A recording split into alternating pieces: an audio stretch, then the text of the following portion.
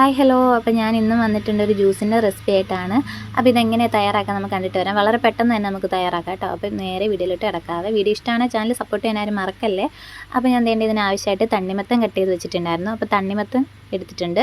ഇനി നമുക്ക് 2 ചെറിയ ഏത്തയ്ക്ക വേണം, അത് ഞാൻ കട്ട് ചെയ്ത് വെച്ചിട്ടുണ്ട്.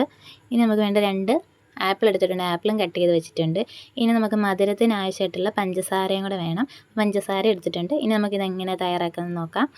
ഇതിനകത്തോട്ട് മിക്സ്ഡ് ജാർ എടുത്തിട്ടുണ്ട്, അതിൻ്റെ അകത്തോട്ട് നമുക്ക് നേരത്തെ കട്ട് ചെയ്ത് വെച്ചിട്ടുള്ള തണ്ണിമത്തൻ ഇട്ട് കൊടുക്കാം.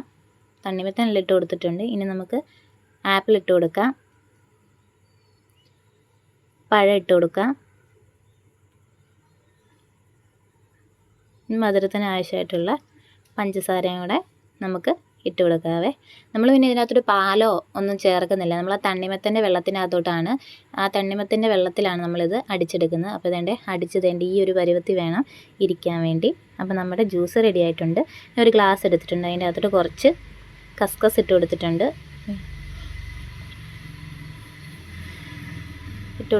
ഇനി നമുക്ക് കുറച്ച് ഐസ് ക്യൂബ്സ് വേണം, ഐസ് ക്യൂബ്സ് ഇട്ട് കൊടുത്തിട്ടുണ്ട്. ഇനി നമുക്ക് നമ്മുടെ ജ്യൂസ് ഒഴിച്ചു കൊടുക്കാവേ. ഇത്രേ ഉള്ളൂ, നമ്മുടെ ജ്യൂസ് ഇവിടെ റെഡി ആയിട്ടുണ്ട്.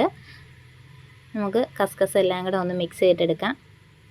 അപ്പം വീഡിയോ ഇഷ്ടമാണ്, എല്ലാവരും ഒന്ന് ട്രൈ ചെയ്ത് നോക്കുക. നോമ്പ് സമയമൊക്കെ അല്ല, നമ്മൾ വെറൈറ്റി ജ്യൂസൊക്കെ ഇഷ്ടംപോലെ നമ്മൾ ഉണ്ടാക്കി കുടിക്കും. അപ്പോൾ ഇതൊക്കെ ഒന്ന് ഉണ്ടാക്കി നോക്കുക. വീഡിയോ ഇഷ്ടമാണെങ്കിൽ എല്ലാവരും ഒന്ന് കമൻറ്റ് ചെയ്യണേ. അപ്പം നമുക്ക് നല്ലൊരു വീഡിയോ ആയിട്ട് വീണ്ടും കാണാം. ബൈ.